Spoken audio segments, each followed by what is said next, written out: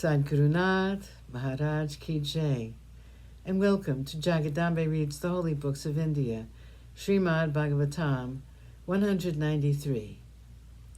As you may remember, the sons of Vashishta would not help Trishanku get his desire to go to the heavens in his body. They said, "Go back to your city and resume your kingly duties. We are not prepared to insult our father by taking up your cause." The king was very unhappy at their reply. He said, "If my guru refuses to help me, and his sons too, what am I going to do? I have only one course open. I will go in search of another guru who will grant me what I desire." Vashishta's sons were furious with him. They could not brook the insult to their father and to themselves. They therefore cursed him and said, "You are a guru drohi. From this moment you will become a Chandala." Having cursed him, they returned to their ashram. The unhappy king returned to his city with his heart heavy with pain and disappointment. When the night passed, the king found that he had become a Chandala. His clothes were black, and his skin, which was once golden, had turned to charcoal. His neck was adorned with wild flowers, and the ornaments of gold which he had been wearing had turned into crude ones of iron.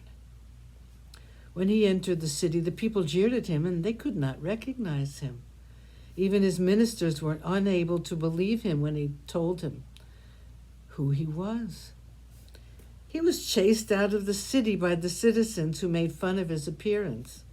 Trishanku thought for a while and decided that there was one person who would surely help him. He had heard so much about the intense tapas which Kaushika, the king, had been performing, and about his becoming a Rajarshi because of his tapas.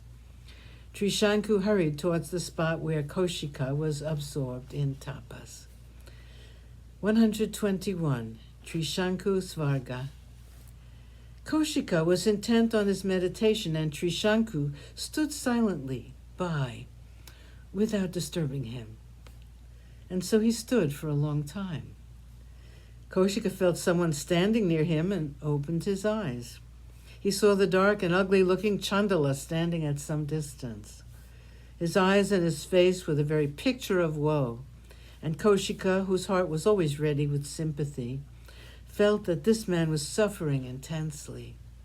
He called him near and said, "How can I help you? I can see that you are Trishanku, the king of Ayodhya.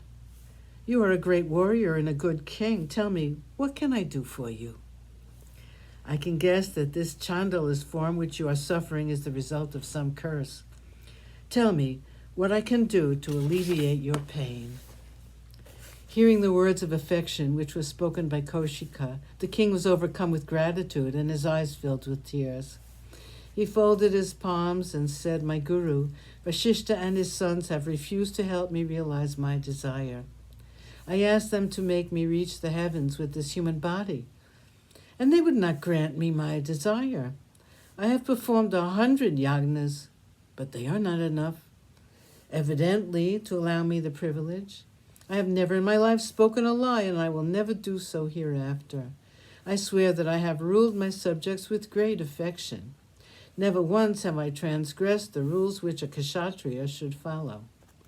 I have always tried to please elders, and I have always set my mind on dharma.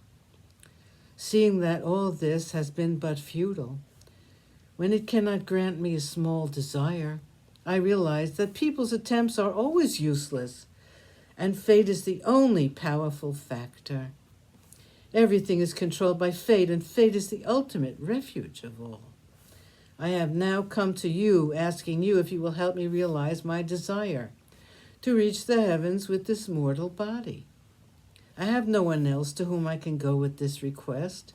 It is up to you to help me and to prove to the world that even fate can be subdued by the attempts of a person, that the will of humankind is more powerful." Kaushika was filled with affection for this child of fate. Sadgurunath Maharaj Ki Jai. Thank you for coming. I hope you come again.